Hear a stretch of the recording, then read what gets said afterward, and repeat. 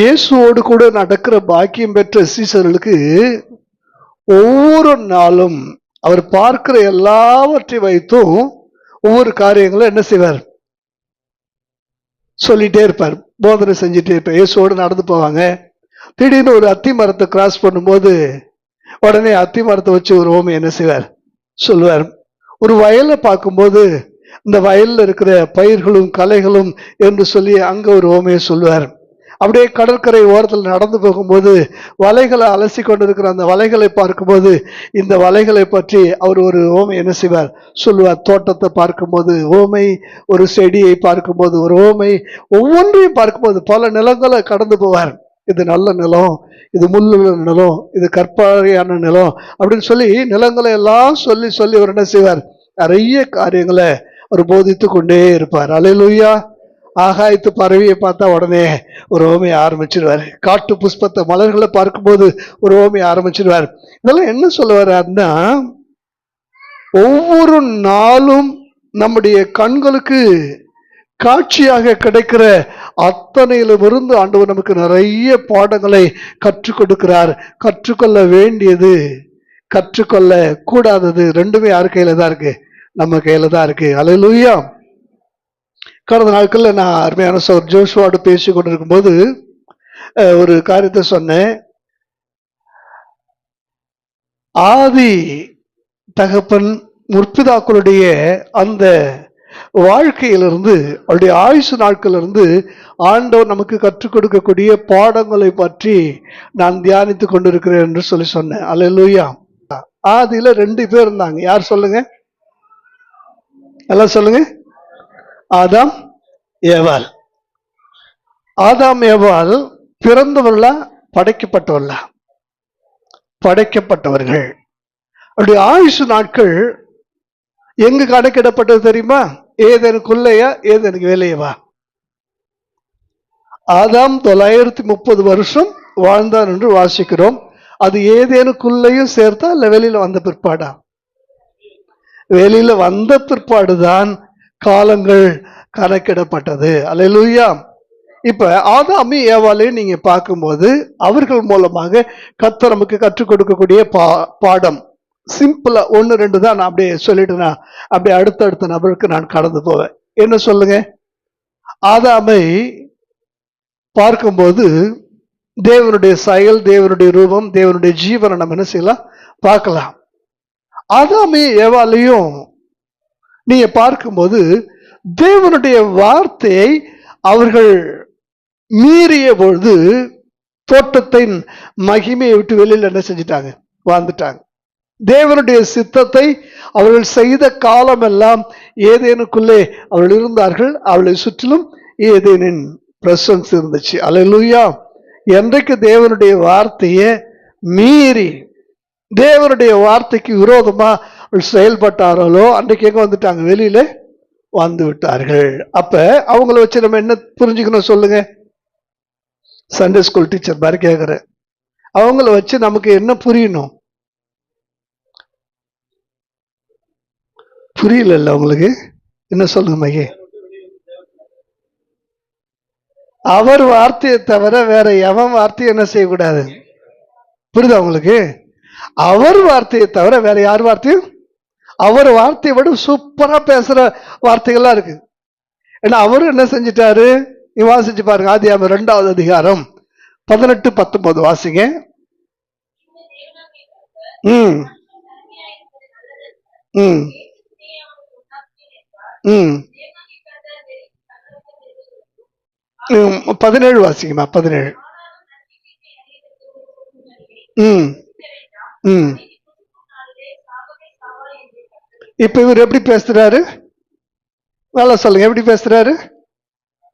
சாகவே யாருக்கா பிடிக்குமா? சொல்லுங்க. பிடிக்குமா பிடிக்காதா? பிடிக்காது. சாகவே சாவா என்பது இன்னொருத்த வரா, நீங்கள் சாகவே தேவர்களை போல இருப்பீர்கள், உங்களுக்கு சாகா வரம் கிடைக்கும்னு சொல்லி பேசுறான். ஏன் அவர் அப்படி பேசினாரு, இவன் ஏன் இப்படி பேசுறான்ற ஒரு பகுத்தறிவு அவங்களுக்கு அன்னைக்கு இல்ல. அவர் பேசுறதுக்கு காரணம், இதை நீ புசிச்சா அவனுக்கு என்ன வரும்? என் வார்த்தையை கேட்டு நடந்தா உனக்கு ஜீவன் வரும், என் வார்த்தையை மீறி இதை புசிச்சா உனக்கு சாவு வரும்னு சொன்னாரு. அதை அவன் என்ன செய்யல, புரிஞ்சுக்கல. பிசாசு பேசுனத ரொம்ப யூகமா புரிஞ்சிட்டு இவன் ஏன் பேசணும், இவன் என்ன படைச்சவனா, இவன் எனக்காக ஏதேன் தோட்டத்தை உண்டாக்கினவனா, இவன் எனக்காக எதையாக செய்தவனா என்று யோசிச்சு இவன் ஏன் நம்ம மேல இப்படி பேசணும், இதுக்கு பின்னால என்ன சூழ்ச்சி இருக்கு யோசிச்சிருக்கணுமா இல்லையா? யோசிச்சிருக்கணும். ஆனா யோசிச்சானா? யோசிக்கவே இல்லை. உடனே அவங்கிட்டயே சொல்றாங்க, ஆண்டவரை பற்றி அவர் புசிக்கவும் வேணான்ட்டாரு, தொட வேணான்னு சொன்னாரா?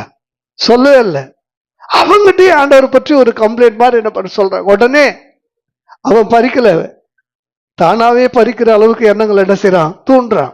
பறிச்சு புசித்தார்கள், தோட்டத்தை விட்டு வெளியில வந்துட்டார். இன்னைக்கு ஒண்ணு சொல்றேன், ஆண்டவருடைய வார்த்தை கடினமா இருந்தாலும், தேவனுடைய வார்த்தை உங்களால ஏற்றுக்கொள்ள முடியாத, ஜீரணிக்க முடியாத விதமாக வந்தாலும், அந்த வார்த்தைக்கு நீங்க செவி கொடுக்கும் போது சாவு ஒருபோதும் நம்ம நெருங்குவதில்லை. அல்லேலூயா சொல்லுவோமா? அல்லேலூயா. தாவீது சொல்லுகிறார், நான் மரண இருளின், இன்னொரு முறை சொல்லுங்க, எல்லாரும் சேர்ந்து சொல்லுங்க. ஆங்கிலத்தில் எப்படிமா இருக்கு சொல்லுங்க, அதை வாசிங்க ஆங்கிலத்தில். ஷேட் ஆஃப் டெத், மரண நிழல் இருக்கு. நல்லா சொல்லுங்க, மரண நிழல். இப்ப கவனிங்க, நிழல் எங்கேயாவது நம்மளை தாக்க முடியுமா? கவனிங்க, ஒரு பெரிய ட்ரக்கர் போகுது, அந்த நிழல் அப்படியே உங்க மேல வந்து உரசிட்டு போகுது, ஏதாவது காயப்படுமா? சொல்லுங்க. நிழல் ஒருபோதும் ஒன்றும் செய்ய முடியாது. நிழல் ஒருபோதும் உங்களை ஒண்ணுமே பண்ண முடியாது. எந்த நிழலாகட்டும், மேல ஆகாயத்துல விமானம் போகுது, அப்படியே அந்த விமானத்தினுடைய நிழல் பூமியில படுது, கரெக்டா அது உங்களை என்ன செஞ்சுட்டு போகுது, இடிச்சுட்டு போகுது. ஏதாவது உங்களுக்கு சேதம் வருமா? இததான் ஆண்டவர் சொல்றாரு, எல்லாமே நிழல் தான், நான் தான் நிஜம். நிழல் உன்னை சேதப்படுத்த முடியாது. ஆனா இன்றைக்கு நீ எதுக்கு பயந்துட்டு இருக்கிற? நிழலுக்கு தான் பயப்படுற. தன்னுடைய நிழலை வச்சு சில பயப்படுறவங்களாம் என்ன செய்யறாங்க, இருக்கிறாங்க. ஒருத்தர் காலையில எழுந்திரிச்சு அப்படியே வெளியில வந்து அப்பதான் கண்ணை கசிக்கிட்டு பாக்குறான், முன்னால ஒரு பெரிய கரிய உருவம். அப்படியே அந்த உருவத்தை பார்த்த உடனே பயந்து ஓட ஆரம்பிக்கிறான். வெகு வேகமாக ஓடுறான், ஓடி போய் நிக்கிறான். அங்கேயும் அந்த கரிய உருவம் அப்படியே நிக்குது. வீட்டை விட்டு வெகு தூரம் ஓடிட்டான். வெகு தூரம் ஓடி, இதுக்கு மேல நம்ம ஓடனா திரும்ப வீட்டுக்கு வர வழி தெரியாது, எப்படியாவது வீட்டுக்கு போயிடலான்னு சொல்லி திரும்பினா பாருங்க, திரும்பின உடனே பாக்குறான், என்ன இல்ல, அந்த கரிய உருவம் இல்ல. அப்பதான் அவனுக்கு தெரியுது, சூரியனுக்கு முதுகை காட்டும் போது முன்னால பெரிய இருள் சூழ்ந்திருக்கு. அல்லேலூயா. அந்த நிழல் தான் அவன் தன்னுடைய நிழலை பார்த்து அவன் பயந்து ஓடுறான். சூரியனுக்கு முகத்தை காண்பித்த உடனே அந்த நிழல் அவனை விட்டு விலகி போயிற்று. அல்லேலூயா சொல்லுவோமா? அல்லேலூயா. எனக்கு பிரியமான தேவனுடைய பிள்ளைகளே, நிழல் ஒருபோதும் நம்ம என்ன செய்ய முடியாது. பிசாசு நிஜம் அல்ல, பிசாசு சிங்கம் அல்ல, சிங்கத்தை போல வகை தேடி கட்சிக்கிற சிங்கம் போலன்னு தான் வாசிக்கிறோம். அதனால நிஜத்தை விட்டுட்டு நிழலை தேடி போகாதீங்க. அல்லேலூயா, அல்லேலூயா. நிஜத்துக்கு நீங்க அடையாளம் வைக்கலாம், நிழலுக்கு ஒருபோது நீங்க என்ன செய்ய முடியாது, அடையாளம் வைக்கவே முடியாது. இப்ப ஆதாமுடைய ஏவாளுடைய வாழ்க்கையில தேவனுடைய வார்த்தையை தவிர வேற வார்த்தையை நம்ம என்ன செய்யக்கூடாது, கேட்கக்கூடாது. இயேசு அதை விதமாக சொல்லுகிறார்.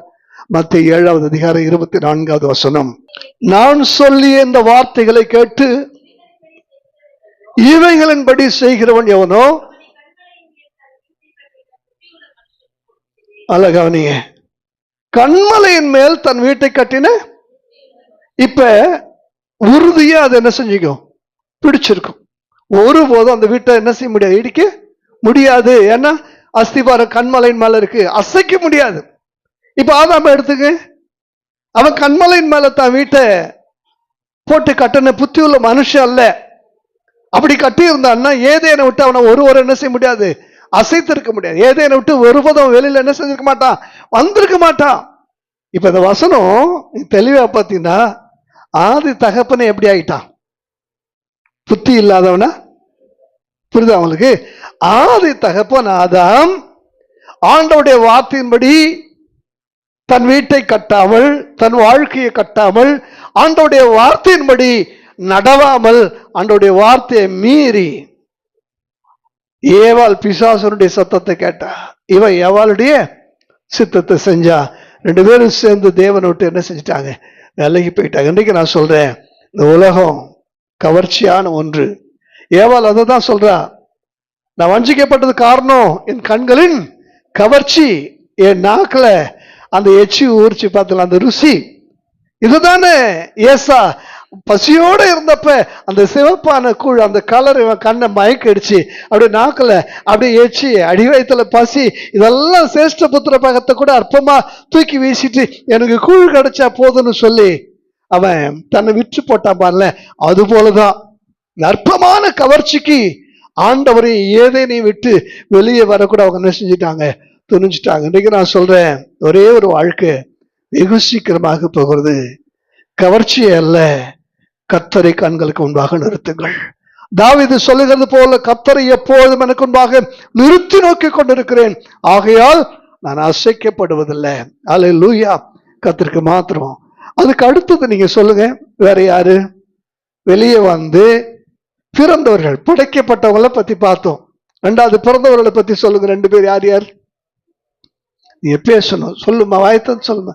காயின், என்னாச்சு திவ்யா அமைதியா இருக்கிறீங்க? கேட்ட உடனே ஆண்டோடைய வார்த்தைகளை நம்ம உள்வாங்கணும்னா அதை வாயத்திறந்து என்ன செய்யணும்? ஆமா, அறிக்கையிடணும். ரெண்டு பேர் சத்தமா சொல்லுங்க. காயின் யார் அண்ணன், யார் தம்பி? காயின் அண்ணன், தம்பி யாரு? ஆபேல். ரெண்டு பேர்ல கர்த்தருக்கு பலி செலுத்த போனது யாரு? பைபிள் பார்க்க கூடாது. ரெண்டு பேர்ல கர்த்தருக்கு பலி செலுத்த போனது யாரு? ரெண்டு பேர்ல கர்த்தருக்கு பலி செலுத்த போனது காயின்றவங்க மட்டும் கையை உயர்த்தி காட்டுங்க. காயின் தான் பலி செலுத்த போனான்றவங்க. ஏன் இப்படி தயங்குறீங்க? காயின் தான் பலி செலுத்த போனான். அவனை பார்த்துதான் ஆபேல் பலி செலுத்த போனான். நல்லா கவனிங்க. நல்ல ஒரு முன்மாதிரியான அண்ணன், அதுல எந்த மாற்றமும், முன்மாதிரியான அண்ணன், எந்த மாற்றமும் இல்லை. ஆனா அதே சமயத்துல ஒவ்வொரு அண்ணன்மார்களும், ஒவ்வொரு சகோதரனும் தன்னுடைய சகோதரனுக்கு காவலாளி என்பதை மறந்து விடக்கூடாது. ஒரு சகோதரன் இன்னொரு சகோதரனுக்கு காவலாளி. அதனாலதான் ஒருவர் பாரத்தை ஒருவர் சுமந்து கிறிஸ்துவனுடைய பிரமாணத்தை நிறைவேற்றுங்கள் என்று சொல்லி இயேசு சொன்னார். அல்லேலூயா. இயேசு என்கிறவர் வேதத்தின்படி பார்த்தீங்கன்னா நமக்கு மூத்த சகோதரன் என்று வேதம் சொல்லுகிறது. நாமெல்லாம் இளைய சகோதரர்களாக இருக்கிறோம். அவர் நமக்கு மூத்த சகோதரன். அந்த மூத்த சகோதரன் அந்த காயினை போல அல்ல. காயினே தன்னுடைய சொந்த தம்பி என்ன செஞ்சிட்டான்? காவு வாங்கிட்டான். உண்மையா இல்லையா? ஆனா அவர் தேவனுக்கு சமமாய் இருப்பதை கொள்ளையாடின பொருளாக எண்ணாமல் இளைய சகோதரனை ரட்சிக்கும்படிக்கு, இளைய சகோதரனுக்கு காவலாளியாக இருக்கும்படிக்கு வந்து நம்முடைய பாவங்களை தாமே சுமந்து நமக்காக இன்றைக்கு ஒரு வெறும் ரட்சிப்பை, இவ்வளோ பெரிதான ரட்சிப்பை குறித்து இன்றைக்கு நாம் கவலையற்று இருக்கிறோமே. உண்மையை நீங்க யோசிச்சீங்கன்னா அந்த ரட்சிப்பினுடைய மேன்மை நம்ம எவ்வளவு மகிமையான. இப்ப கூட நீங்க வசனத்தை கேட்கும் போது அந்த ரட்சிப்பினுடைய மேன்மை இருந்தா உங்களை அறியாமலேயே துள்ளி குதித்து நீங்கள் அல்லேலூயா சொல்லுவீர்கள். அவ்வளவு உணர்ச்சி பெருக்கு நமக்குள்ளே வரும். அந்த மூத்த சகோதரன் நம் மீது வைத்ததான அந்த அளவற்ற அன்பு, இவ்வளவாய் உலகத்தில் அன்பு கொண்டேன் என்று சொல்லுகிற அன்பு, அது நமக்கு எவ்வளவு பெரிய அன்பு தெரியுமா? யோசிச்சு பாருங்க. இந்த காயினை ஆண்டவர் பார்த்து கேட்கிற, எங்க ஒரு சகோதரன்? காயின் கேட்கிறான், என் சகோதரனுக்கு நான் 4வது அதிகாரம் 9வது வசனத்துல வாசிக்க வேணாம், என் சகோதரனுக்கு நான் காவலாளியோ? யோசிச்சு பாருல. ஆபேல் எவ்வளவு கீழ்ப்படுதல் உள்ளவன் தெரியுமா? ஆபேலோடு பேசினா, வாப்பா வயலுக்கு போலான்னு சொல்ல தந்திரமா அண்ணன் நம்பி போறான். நம்பி போன இடத்துல அண்ணன் அவன் என்ன செய்யறான்? கொலை செய்யறான். நீங்க காயின் ஆபேல் ரெண்டு காரியத்துல நீங்க எடுத்துங்க. நல்ல சகோதரன் யாருன்னா தன் சகோதரனுக்கு காவலாளியாக இருக்கிறவன் தான் நல்ல சகோதரன். நல்ல சகோதரன், மீண்டும் சொல்றேன், நல்ல சகோதரன் தன் சகோதரனுக்கு காவலாளியாக இருக்கிறவன் தான் சகோதரன். தன் சகோதரன் ஆசீர்வதிக்கப்படுவதை பார்த்து மகிழ்ச்சி அடைகிறவன் தான் நல்ல சகோதரன். தன் சகோதரன் ஆபேல் ஆசீர்வதிக்கப்பட்டான், அவன் கர்த்தரால் அங்கீகாரம் பெற்றான் என்ற உடனே பார்த்து பொறாமையினாலே கொலை செய்தார். கொஞ்சம் யோசிச்சு பாருங்க. இதுதான் இயேசுடைய வாழ்க்கையில் நடந்துச்சு. இயேசுவை கொலை செய்தது யார் தெரியுமா? உண்மையை சொல்ல போனா இயேசுவை கொலை செய்தது பொறாமையினாலே அவர்கள் அவரை சிலுவையில் அறைந்தார்கள் என்று சொல்லி வாசிக்கிறோம். இந்த காயின் ஆபேலுடைய வாழ்க்கையை நம்ம பார்க்கும்போது நமக்கு ஆண்டவர் தெளிவா சொல்றாரு, ஒவ்வொரு சகோதரியும் தன் சகோதரிக்கு காவலாளி, ஒவ்வொரு சகோதரனும் தன் சகோதரனுக்கு காவலாளி. ஒருவருடைய ஆசீர்வாதத்தை இன்னொருவர் பார்க்கும்போது பொறாமை அல்ல, அந்த ஆசீர்வாதத்தை பார்க்கும்போது உள்ளத்துல மகிழ்ச்சி வரணும். அல்லேலூயா. அந்த மகிழ்ச்சி வந்தாலே ஆட்டோமேட்டிக்கா கர்த்தர் ஒன்னையும் அங்கீகாரம் பண்ணி ஆசீர்வதிக்க ஆரம்பித்து விடுவார். கரங்களை தட்டி கர்த்தரை மகிமைப்படுத்துவோமா? அடுத்து யார் சொல்லுங்க? அடுத்து தெரியல, வாசிங்க. ஆதியாகமம் 5வது அதிகாரம் 23, 24.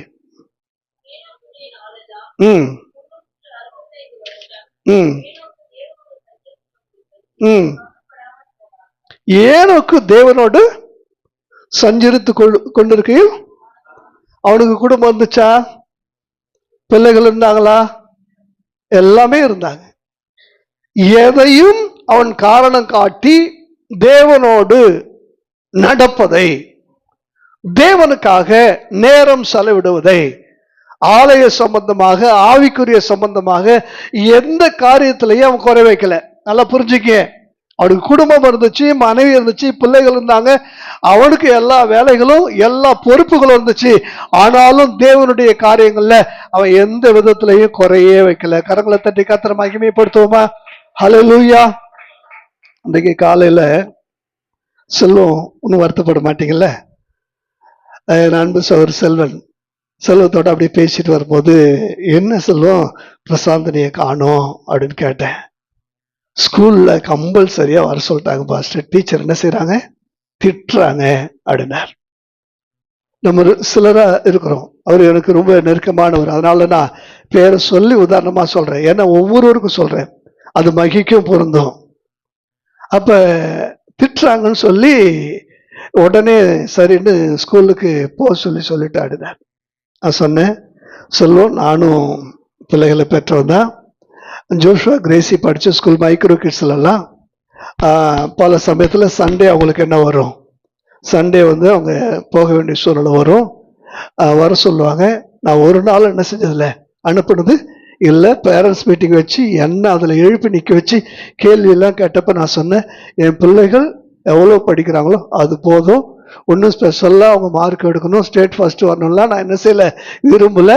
அவங்களுக்கு ஆலயம் ஆன்மீக காரியங்கள் இருக்கு, அதை தவிர்த்துட்டு நான் கொண்டு வந்து என்ன செய்ய மாட்டேன், விட மாட்டேன்னு ஓப்பனாகவே ஸ்கூல்ல சொல்லிட்டேன். அதை தான் நீ செல்வத்திட்டு சொன்னேன். சொல்லுவோம், உங்க கம்பெனியில் பிரச்சனை, கம்பெனியில் சில சமயத்தில் நம்மளை கடினமாக நடத்துகிறாங்க, திட்டுறாங்கன்றப்ப உடனே வேலையை ரிசைன் பண்ணிட்டு நம்ம என்ன ஜோதி வெளில வர முடியல. காரணம் என்னன்னா, நம்ம யோசிக்கிறோம், நாளைக்கு நம்ம பிள்ளைகளுடைய காரியத்தை பார்க்கணும், வேற நல்ல வேலை செட் ஆகிற வரைக்கும் நம்ம இங்கே இருக்கணும், திட்டுனாலும் பரவாயில்லன்னு சொல்லி நம்ம அதை என்ன செய்யறோம், சகிச்சுக்கிறோம். ஆனா இங்க திட்டின உடனே நம்ம அனுப்பிடுறோம். யார் அனுப்புறோம்? பிள்ளைய ஸ்கூலுக்கு அனுப்பிடுறோம். ஏன்னா நம்மளால என்ன செய்ய முடியல, கர்த்தருடைய காரியத்துல கவனமா இருக்க முடியல, கர்த்தருடைய காரியத்துல நம்மளால வைராக்கியமா இருக்க முடியல. நீங்க திட்டினாலும் சரி திட்டலனாலும் சரி, என் போல ஞாயிற்றுக்கிழமை ஆராதனை முடிச்சுட்டு தான் வருவா, ஆராதனை சமயத்துல எங்கேயும் என்ன செய்ய மாட்டா, வர மாட்டா. அப்படி ஒரு படிப்பு அவசியம் எங்களுக்கு இல்லை. நீங்க டிசி கொடுங்க. அந்த அளவுக்கு வைராக்கியத்தை கத்தனை மட்டும் என்ன செய்றார், தப்பு வைக்க வல்லவர். தப்பு வைக்காமற் போனாலும் பரவாயில்லை என்று நீங்கள் சொல்லுகிற அளவுக்கு, அப்படி சொல்லுகிற அளவுக்கு ஆண்டவர் மட்டும் அந்த வைராக்கியத்தை என்ன செய்றார், எதிர்பார்க்கிறார். அப்படி நீங்க சொல்லும் போது அக்கினி உங்களுக்கு அனலாவே இருக்காது. அக்கினி இதுல ஒண்ணு கூட என்ன செய்ய முடியாது, ஒண்ணு கூட பொசுக்க முடியாது. அல்லேலூயா சொல்லுவோமா? ஹல்லேலூயா. அந்த வைராக்கியம் நமக்கு அவசியமா இருக்கணும். நம்முடைய பிள்ளைகளுடைய காரியத்துல சாத்ராக், மேஷாக், ஆபேத்நேகோ, தானியேல் 4 பேரும் சிறைபிடிக்கப்பட்டு பாபிலோனுக்கு போனபோது ராஜகுமாரனுடைய வரிசையில் அவர்கள் செலக்ட் பண்ணப்பட்டு ராஜா புசிக்கிற ஆகாரம், ராஜா குடிக்கிற திராட்சை ரசத்துல அவங்களுக்கு கொடுத்து அவளை புஷ்டியாக்க வேண்டும் என்று சொல்லி ராஜா கட்டளையிட்டு விட்டார். ராஜாவுக்கு சாப்பிடுகிற எல்லா உணவு பதார்த்தங்களும் பேல் என்கிற தெய்வத்துக்கு முன்பாக வைத்து படைக்கப்பட்ட பிற்பாடுதான் வரும், அப்பொழுதுதான் பரிமாறப்படும்.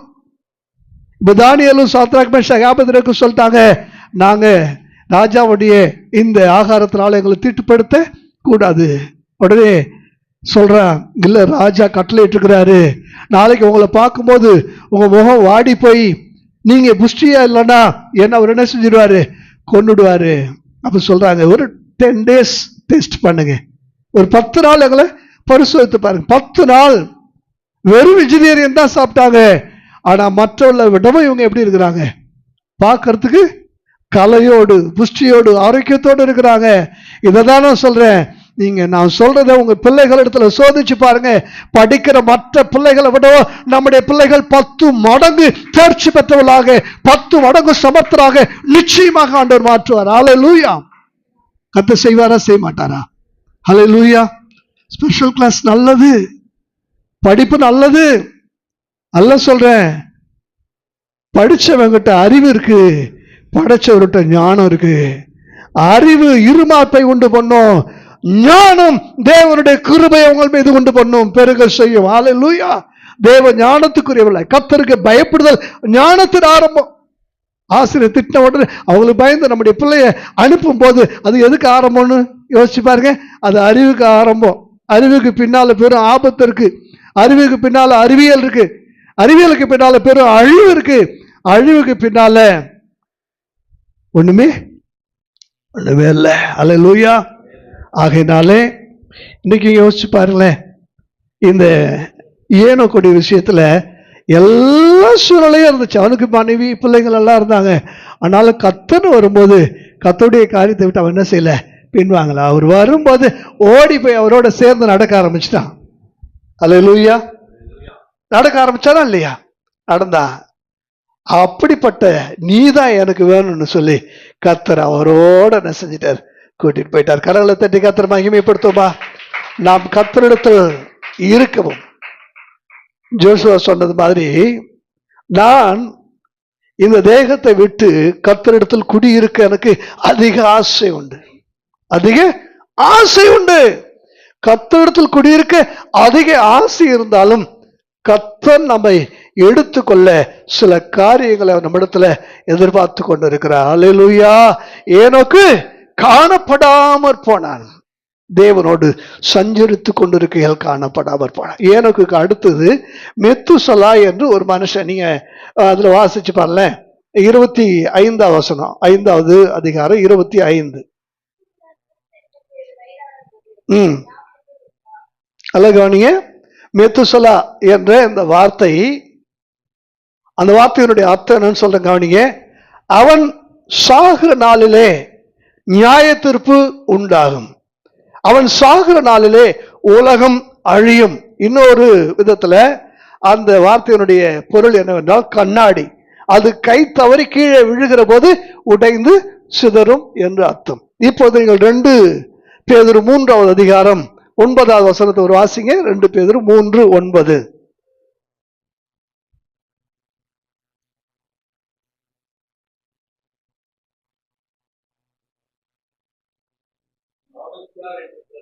தாமதிக்கிறார் என்று சிலர் எண்ணுகிறபடி கர்த்தர் தம்முடைய வாக்கு தத்தத்தை குறித்து தாமதமாய் இராமல்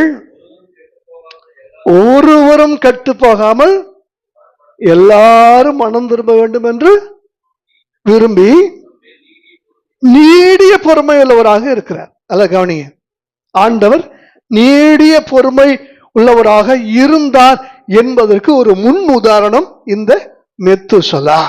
எப்படின்னு சொல்றேன் கவனிங்க. இப்ப மெத்துசலா மொத்த வயசு எவ்வளவுங்க? மெத்துசலாவுடைய வயசு சொல்லுங்க, நல்லா வாசிச்சு பாருங்க. 27ஆம் வசனம் வாசி. அவனுடைய வயசு என்னன்னு சொல்லுங்க. எல்லாரும் என்ன கவனிங்க, கணக்கு தெளிவா சொல்லும். 969. இப்ப அவன் எத்தனை வயசுல லாமேக்கை பெற்றெடுக்கிறான் சொல்லுங்க? 187 வயசுல யாரை பெற்றெடுக்கிறான்? லாமேக்கை பெற்றெடுக்கிறான். அப்ப என்ன கவனிங்க, 187 மனசுல வச்சுங்க. இந்த லாமேக்கு எத்தனை வயசுல நோவாவை பெற்றெடுக்கிறான்?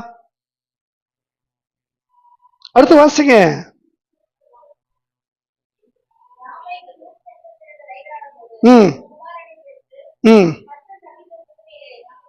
அதான் நோவா. இப்ப என்ன கவனிங்க, 187 வயசுல மெத்துசலா லாமேக்கை பெறுகிறான். லாமேக்கு 182 வயசுல நோவாவை பெறுகிறான். அப்படியானால் நோவா பிறந்த போது மெத்துசலாவுடைய வயசு எவ்வளவு? 187 பிளஸ் 182 எவ்வளவு சொல்லுங்க? கணக்கு டீச்சர் யாராவது இருக்காங்களா? 369. கவனிங்க, 187 பிளஸ் 182 369 வயசுல யாரு பிறக்கிறா?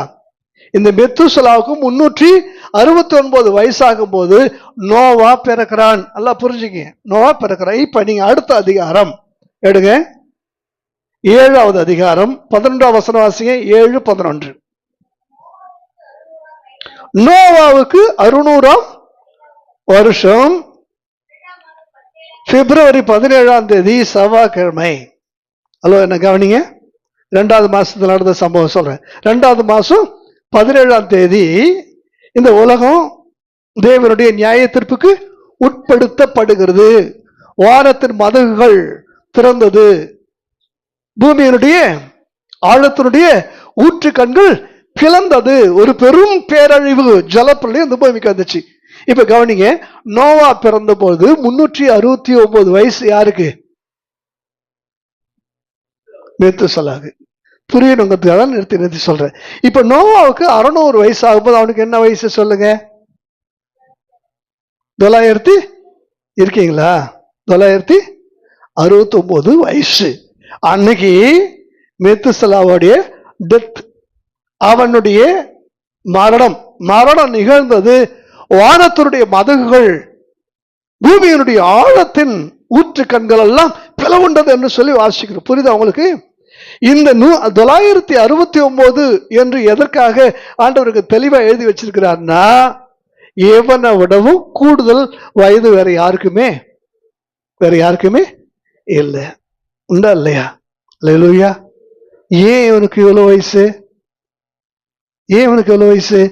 இவன் பிறக்கும் போதே ஆண்டவர் சொல்லிட்டார், இவன் செத்தானா நீங்கெல்லாம் அவ்வளவுதான், ஒட்டுமொத்தமான உலகமும் முடிஞ்சிடும். இவருடைய மரணத்திற்குள்ளாக எல்லாரும் மனம் திரும்ப வேண்டும் என்று சொல்லி தேவன் நீடிய பொறுமை உள்ளவராய் ஆயுசு நாட்களை நீட்டித்து கூட்டி கொடுத்து கொண்டே இருக்கிறார். ஒரு மனுஷனும் அந்த பூமியில அவன் வாழ்ந்தது போல 969 வருஷம் உயிரோடு வாழ்ந்ததில்லை. அப்படியானால் நோவா அந்த மெத்துசலாவை பார்க்கும்போது நீங்க தெளிவா புரிந்து கொள்ளலாம், என் தேவன் நீடிய பொறுமை உள்ளவர், என் தேவன் நீடிய பொறுமை உள்ளவர். கரங்களை தட்டி கர்த்தரை மகிமைப்படுத்துவோமா? ஹல்லேலூயா, ஹல்லேலூயா. இப்ப நீடிய பொறுமை உள்ளவராக இருக்கும் பொழுது நம்ம மேலும் மேலும் அந்த நீடிய பொறுமையை நம்ம என்ன செய்யக்கூடாது? சில பேர் சொல்லுவாங்க, பொறுமையை என்ன செய்யாத, சோதிக்காத, சாது முரண்டால் காடு சொல்லுவாங்க, பார்த்துருக்கிறீங்களா? இன்னும் சொல்றேன், ஆண்டவருடைய வார்த்தை உங்க மேல வச்சிருக்கிற அந்த அன்பினால நீடிய, நீங்க லோத்தருடைய விஷயத்துல கூட நீங்க கவனிச்சு பாத்தீங்கன்னா தேவன் நீடிய பொறுமை உள்ளவராக. வானத்துல இருந்து அக்கினியை இறக்கிட்டாரு. இப்ப அக்கினியும் கந்தகமும் எங்க வந்துருக்குது? சூத குமராவுக்கு நேரா வந்துருக்கிறா. நம்ம ஆளுங்க கிளம்ப மாட்டேன்றான், ரெடியாகவே மாட்டேன்றான். அக்கினிய நிறுத்திட்டு, பாதையில நிறுத்திட்டு, இவங்களை ஃபர்ஸ்ட் அதை விட்டு என்ன செய்யணும்?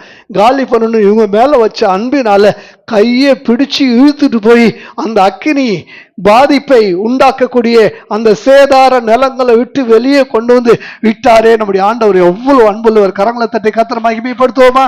ஹல்லேலூயா. இப்ப நோவா 950 வருஷம் உயிரோடு வந்தான். இந்த நோவாவை நீங்க பார்க்கும்போது நல்லா தெரிஞ்சுக்கங்க, அவ்வளவு மக்கள் கூட்டத்துக்கு நடுவுல இந்த நோவா கர்த்தருக்கு பயந்தவனாக இருந்தான். அதனால கர்த்தருடைய கண்களிலே அவனுக்கு கிருபை கிடைத்தது. இந்த நோவா கிட்டதான் அடுத்த உலகத்தினுடைய ஆரம்பத்தை ஆண்டவர் கொடுத்தார். அல்லேலூயா. முதல் உலகத்தினுடைய ஆரம்பம் ஆதாம் என்றால் இரண்டாவது உலகத்தினுடைய ஆதாம் நோவா.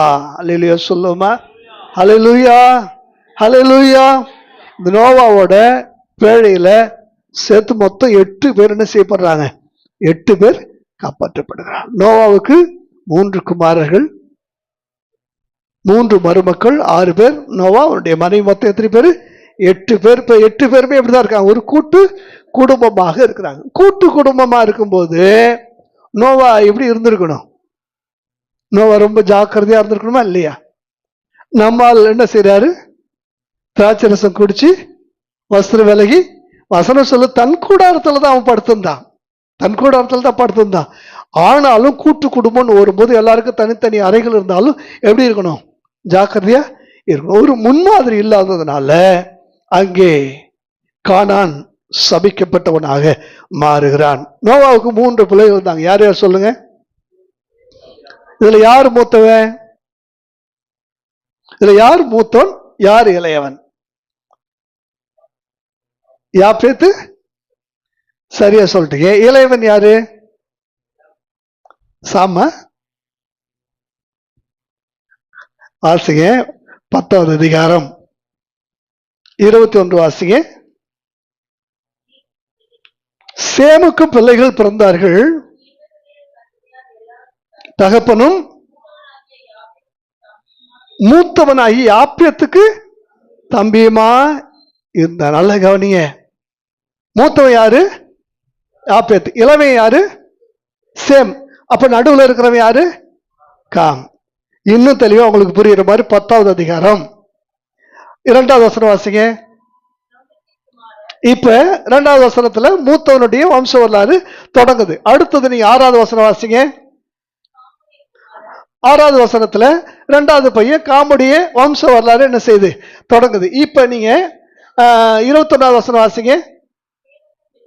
இப்ப கடைசி யாரு? அதனாலதான் இளையவர்களை தேவன் அதிக நேசிக்கிறது. சேமனுடைய தேவனுக்கு ஸ்தோத்திரம் உண்டாவதாக. 3 குமாரனுடைய வரிசையை நீங்க நல்லா புரிஞ்சுங்க. பல சமயத்துல நம்ம வரிசை கிரமமா இல்லாதனால காம் தான் கடைசி பையன், மூத்தவன் சேம். இதுல வர்ற சேம் காம் யாப்பேத் அப்படின்னா நம்ம இந்த வரிசையை தான் நம்ம பார்க்கிறோம். பல சமயத்துல வரிசை கிரமமா நீங்கள் புரிந்து கொள்ள வேண்டுமானால் வேதத்தை சற்று ஆழமாக நீங்க என்ன செய்யணும்? வாசிக்கணும். இப்ப நம்ம எங்க வந்துரும்? இதெல்லாம் தாண்டி ஆபிரகாமுக்கு வந்துரும். இப்ப ஆபிரகாமுடைய லைஃப்ல இருந்து ஆண்டவர் நமக்கு என்ன கற்றுக் கொடுக்கிறார் சொல்லுங்க. கவனிங்க. ஆபிரகாம் என்றாலே நமக்கு ஞாபகத்துக்கு வருவது முற்பிதாக்களுடைய தகப்பன், விசுவாசத்தினுடைய தகப்பன். இப்படி ஆபிரகாம் என்றாலே நமக்கு இப்படிப்பட்ட நினைவுகள் தான் வரும். இப்ப ஆபிரகாமை ஆண்டவர் எத்தனை வயசுல அழைச்சார் சொல்லுங்க? ஆபிரகாமை எந்த வயசுல அழைச்சார்?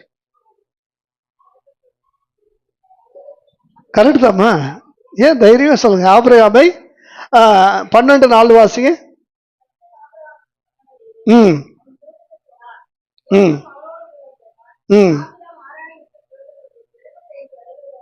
75 வயசுலோனா இருந்தா.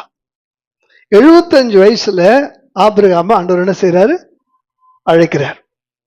75 வயசுல ஒரு வாக்கு தத்தம் கொடுக்கிறார். உன் சந்ததியே வானத்து நட்சத்திரங்களை போல கடற்கரை மணலை போல மாற்று. 75 வயசு அன்றைய காலகட்டங்களில் பாத்தீங்கன்னா அதிகமா 120, 140, 150 இதுக்குள்ள முடிஞ்சிடும். 75 வயசுல உடனே ஆண்டவர் அவனுக்கு என்ன செய்வார்? உடனே ஒரு குமாரனை கொடுத்து விடுவார் சொல்லி அவன் ஆசைப்படுறான். ஆனா கர்த்தருக்கு காத்திருக்குதலை ஆண்டவர் அவனுக்கு கற்பித்தார். அல்லேலூயா. கர்த்தருக்கு காத்திருக்கிற சமயத்துல பிசாசு டைவர்ட் பண்ணுவான். கர்த்தருக்கு காத்திருக்கும் போது லோத்த பிசாசு காட்டுறான். ஆண்டவர் லோத்து இல்லைன்ட்டார். கர்த்தருக்கு காத்திருக்கிற சமயத்துல எலியேசரை காண்பித்து, ஆண்டவரே இவன் என் வீட்டுல பிறந்தவன் இல்லை, இவன் உனக்கு சுதந்திரவாதி இல்லை, அவனையும் சாரால் மூலமாகவே ஒரு டைவர்ஷன் வருது. ஆகாருக்கு ஒரு குமாரன் இஸ்மவேல் பிறந்தார், இவனும் உன்னுடைய சுதந்திரவாளி அல்ல என்று சொன்னார். அப்ப 100 வயசுல கர்த்தர் யாரு கொடுக்கிறார்? ஈசாக்கை கொடுக்கிறார். அல்லேலூயா. வாக்கு தத்தம் பண்ணினவர் உண்மையுள்ளவர் என்பதை அறிந்து அந்த வாக்கு நிறைவேற எந்த விதத்திலையும் தேவனோடு வாக்குவாதம் பண்ணாமல் நீங்கள் காத்திருக்க வேண்டிய அவசியம் யார்கிட்ட கத்துக்கணும்? ஆபிரகாம்கிட்ட கற்றுக்கொள்ள வேண்டும். அல்லேலூயா. காலதாமதம் பண்ணும் பொழுது நல்லா கவனிங்க, கர்த்தர் எத்தனை வருஷம் காலதாமதம் பண்ணாரு? அல்ல சொல்லுங்க. 25 வருஷம் கர்த்தர் காலதாமதம் பண்ணார். 25 விட்டுட்டு அதை டபுள் ஆக்கினீங்கன்னா எவ்வளவு வரும் சொல்லுங்க? இல்ல 25 டபுள் ஆக்கினா எவ்வளவு? காலதாமதம் பண்ண ஒரு 25, அதை டபுள் ஆக்கின பிற்பாடு இன்னும் ஒரு 25, எவ்வளவு ஆச்சு? 75. 100 வயசுல ஈசாக்கு பிறந்த உடனே இந்த 75 வயசை தூக்கி யார்கிட்ட கொடுத்துட்டாரு? ஆபிரகாம்கிட்ட கொடுத்துட்டாரு. இப்ப ஆபிரகாம் எத்தனை வருஷம் உயிரோடு இருக்கிறா? 175 வருஷம் உயிரோடு இருக்கிறா. நல்லா கவனிங்க, எத்தனை வருஷம்? 175 வருஷம் உயிரோடு இருக்கிறான்.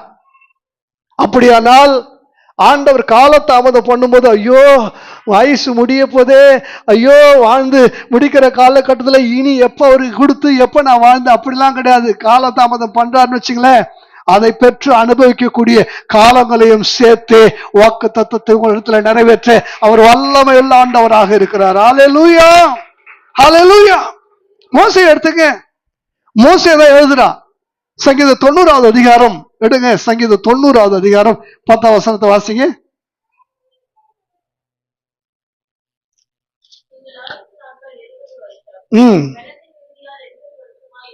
சரி, இது மேல ஃபர்ஸ்ட் யார் எழுதுனான்னு வாசிங்க. 90வது அதிகாரத்துல யார் எழுதுனா? மோசே. தெளிவா தெரிஞ்சு போச்சு. ஆயுசு நாட்கள் எவ்வளவு? 70. அதிகபட்சமா போன எவ்வளவு? 80 வருஷம். இப்ப அவன் உட்காந்து தேவ பர்வதத்துல ஆடுகள் மேய்வதை பார்த்து கொண்டு இருக்கும்போது மனசுக்குள்ள அவனுக்கு ஒரு எண்ணம், தி எண்ட். இந்த கார்ட்டூன் படத்தெல்லாம் நீங்க பார்க்கும்போது அப்படி தி எண்டுன்னு போட்டுட்டு அப்படியே உள்ள ஒரு சிங்க குர்ரன்னு அப்படியே தலையாட்டுற மாதிரி இருக்கும் பாத்தீங்களா? அந்த மாதிரி அது எண்டு, அவனுடைய லைஃப் இது எண்டு, இது எண்டிங் டைம், எல்லாம் முடிஞ்சு போச்சுன்னு சொல்லி நினைக்கும் போது திடீர்னு பற்றி எரியுது ஒரு செடி.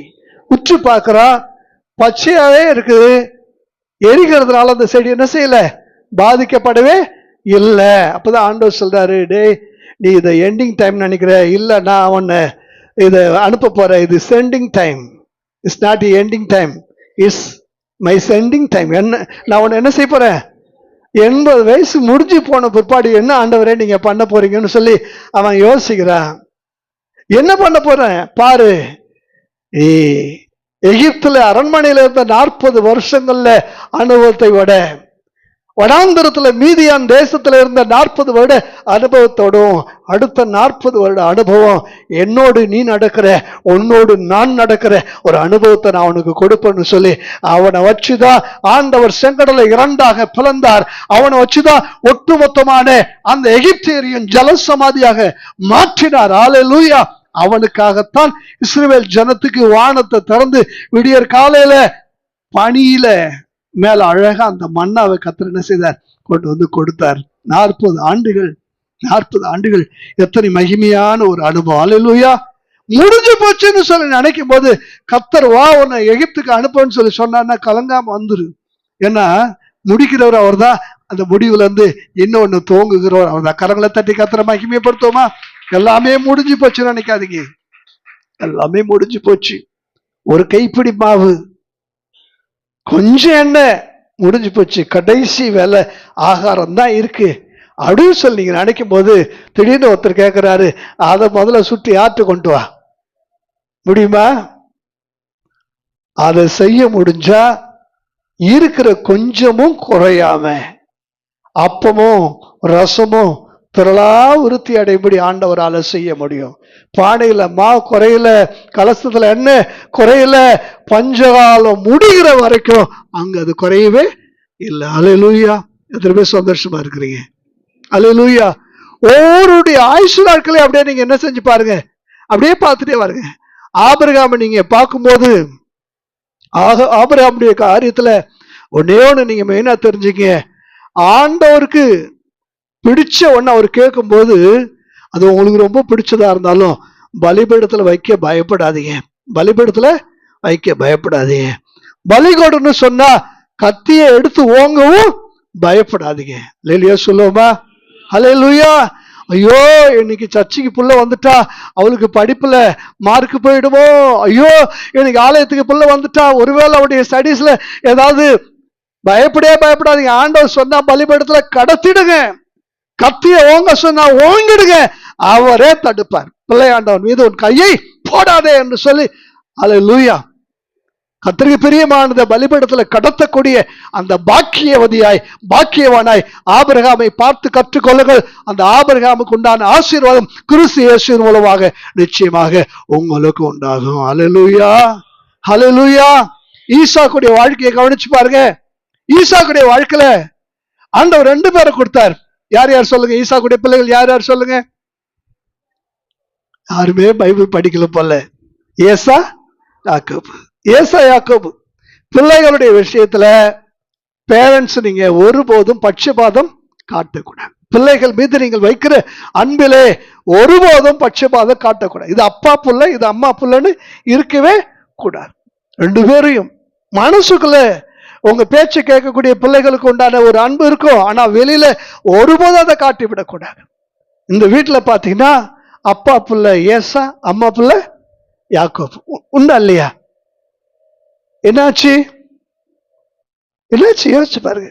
மரண நாளிலே 2 பிள்ளைகளும் இல்ல, செத்த பிற்பாடு வந்து அடக்கம் பண்ணினார்கள் என்று வாசிக்கிறோம். விபரீமான தேவனுடைய பிள்ளைகளே, ஈசாக்குடைய விஷயத்துல பிள்ளைகளை சம விகிதத்துல நல்ல அன்பிலே பட்சபாதம் காட்டாமல் நீங்க வளர்க்க வேண்டும். அல்லேலூயா. அதுதான் அல்லேலூயா. இப்ப அடுத்தது யார் தெரியுமா? ஈசாக்குக்கு அடுத்தது யாக்கோப். யாக்கோபை நீங்க பார்க்கும்போது தெரிஞ்சுங்க, நீங்க பிறக்கும் போதே கற்பத்துல இருக்கும் போதே யாக்கோபை பற்றி ஆண்டவர் சொல்லிட்டாரு, மூத்தவன் இளையவனை சேவிப்பான். நடந்துச்சு? அது நடக்கவே இல்லை, நடக்கவே இல்லை, நடக்கவே இல்லை. எங்கேயாவது ஏசா வந்து யாக்கோபு காலில் விழுந்தானா? சொல்லுங்க, பணிந்தானா? இவன் தான் போய் காலில் விழுறான். ஐயோ உங்களை பார்த்தது தெய்வத்தின் முகத்தை பார்த்தது போல, தேவனுடைய முகத்தை பார்த்தது போல என்ன மாதிரிலாம் பேசுறான். நீ யோசிச்சு பாருல, எப்படி பயப்படுறான். பயந்து காணிக்கைகள் எல்லாம் என்ன செய்யறான்? அனுப்புறான். பயந்து ஆத்த தாண்டி அந்த பக்கம் என்ன செய்யறான்? தன்னை காப்பாற்றிக் கொள்வதற்காக ஓடுகிறான். வீட்டை விட்டே ஓடிட்டான். சேஷ்ட புத்திர பாகம் இருந்து என்ன பிரயோஜனம்? தேவன் கொடுத்ததான ஆசீர்வாதங்கள் இருந்து என்ன பிரயோஜனம்? யாக்கோபுடைய விஷயத்துல தெரிஞ்சுங்க, நீங்க உண்மைக்கு மாறா நடிக்க கூடாது. உண்மைக்கு மாறா நடிக்க கூடாது. கர்த்தர் உங்களுக்கு வைத்திருக்கிற ஆசீர்வாதத்தை குறுக்கு வழியில போய் சுதந்திரிக்க ஒருபோதும் நினைக்க கூடாது. கர்த்தர் உங்களுக்கு வச்சிருக்கிற ஆசீர்வாதம் நீங்க கற்பத்துல இருக்கும் போதே சொல்லி வச்ச ஆசீர்வாதம். நீங்க உண்டாக்கப்படுவதற்கு முன்னதாகவே உங்களுக்காக உண்டாக்கி வைத்திருக்கிற ஆசீர்வாதம் அது உங்களுக்கு மட்டும்தான் சொந்தம். அது குறுக்கு வழியில போய் நடிச்சு நாடகம் ஆடி வாங்கணும்னு சொல்லி ஒருபோதும் நீங்க என்ன செய்யாதீங்க, நினைக்காதீங்க. அல்லேலூயா. இதுதான் யாக்கோபுடைய விஷயத்துல. அதே போல யோசேப்புடைய விஷயத்தோட நான் சொல்லி முடிக்கிறேன். எத்தனை பேருக்கு யோசேப்புடைய வரலாறு தெரியும்? யோசேப்பு தன்னுடைய வாழ்க்கையில எல்லா தீமைகளையும் பார்க்கிறான். தீமைகளை பார்த்து அவன் பயப்படல, அந்த தீமைகளுக்குள்ளே ஒளிந்திருக்கிற நன்மைகளை அவன் பார்க்கிறான். நல்லா கவனிங்க, உங்க வாழ்க்கையில வரக்கூடிய தீமைகளுக்கு நடுவுல ஏதோ ஒரு நன்மையை கர்த்தர் வச்சு அனுப்புறாருன்றத நீங்க என்ன செய்யாதீங்க, மறந்துடாதீங்க. அவனுக்கு நல்லா தெரியும், இந்த குழியில போடுறவனே என்ன செய்வான், தூக்கி விடுவான். எவன் விலைக்கு வாங்குறானோ அவன் நான் போக வேண்டிய இடத்துக்கு என்ன செஞ்சிடுவான், கொண்டு போயிடுவான். எவன் என்ன சிறையில போடுறானோ சிறையே எனக்கு ஒரு பாதுகாப்பு தான் அங்க. ஏன்னா வெளியில இருந்தா ஆள் வச்ச அந்த அம்மா என்ன செஞ்சிடும், போட்டு தள்ளிடும். போத்திபாவுடைய மனைவி சாதாரணமான ஆள் இல்ல, அது இயேசபேல் மாதிரி, அது நிச்சயம் போட்டுரும். அதனால சிறை அவனுக்கு பாதுகாப்பு. எல்லா இடமும் அவன் சிறையை பாதுகாப்பான இடமா தான் நினைச்சான். குழிய கூட அவன் பாதுகாப்பான இடமா தான் நினைச்சான்.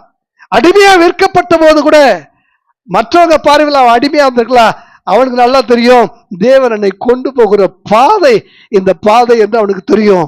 அந்த பாதையில அவன் அப்படியே போகும்போது எல்லா தீமைக்குள்ளேயும் இருக்கிற நன்மையை பார்த்து பார்த்து பார்த்து அந்த தேசத்தினுடைய உயரிய சிங்காசனத்துக்கு போயிட்டா, இப்ப ஒட்டுமொத்தமான தேசத்தினுடைய நன்மையே இவன் கையில தான் இருக்கு.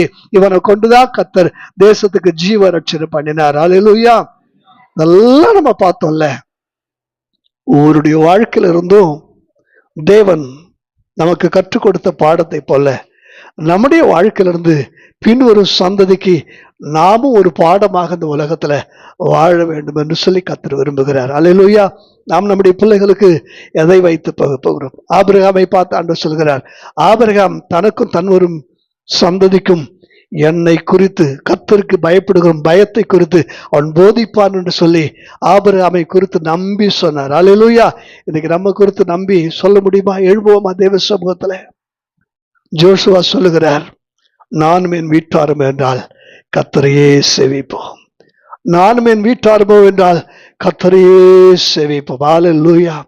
அன்றைய வார்த்தைகளுக்காக நன்றி சொல்லுவோமா? அன்றைய வார்த்தைகளுக்காக நன்றி சொல்லுவோமா? கர்த்தர் விரும்பி கேட்கிறது,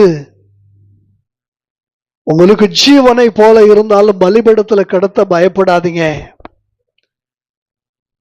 எவ்வளவுதான் முக்கியமான நிகழ்ச்சிகள், எவ்வளவுதான் முக்கியமான பண்டிகைகள், சம்பவங்கள், உறவுகளுடைய பெரிய காரியங்களா இருந்தாலும் தேவனோடு நடக்கிற, தேவனோடு சஞ்சரிக்கிற நேரத்தை குறைத்துக் கொள்ளாதிருங்கள். ஏனோக்கு தேவனோடு சஞ்சரித்துக் கொண்டிருந்தான். அவனுக்கு மனைவி பிள்ளைகள் இருந்தார்கள், அவனுக்கு பொறுப்புகள் இருந்தது. எல்லா பொறுப்புகளுக்கு நடுவுல தேவனோடு நடக்கிற நேரத்தை அவன் மிஸ் பண்ணவே இல்லை. தேவனோடு பேசுகிற நேரத்தை அவன் குறைக்கவே இல்லை. அதனாலதான் ஒரு நாள் தேவன் அதை எடுத்துக்கொண்டார். அவன் காணப்படாமற் போனான். ஆதி தகப்பன் முற்பிதாக்களுடைய வாழ்க்கையில கர்த்தர் நமக்கு கற்றுக் கொடுத்ததான் இந்த சத்தியத்தை போல நாமும் நம்முடைய பிள்ளைகளுக்கும் கற்றுக் கொடுக்கக்கூடிய நம்முடைய ஜீவிய பாடங்கள் நம்முடைய வாழ்க்கையில வரட்டும். வசனத்தை வாசிக்கிறவர்களாக மாத்திரமல்ல, வசனத்துல கர்த்தர் காண்பித்து கொடுக்கக்கூடிய அந்த பாடங்களை கற்றுக்கொள்ளுகிறவர்களாக நம்ம மூலமாக நம்முடைய பிள்ளைகளும் குடும்பமும் ஆசீர்வதிக்கப்படத்தக்கதாக ஆண்டவருடைய வார்த்தைகளுக்காக எல்லாரும் கரங்களை தட்டி நன்றி சொல்லுவோமா? Thank you Jesus, thank you Jesus, thank you Jesus, thank you Lord. நன்றி பரிசுத்த ஆவியானவரே.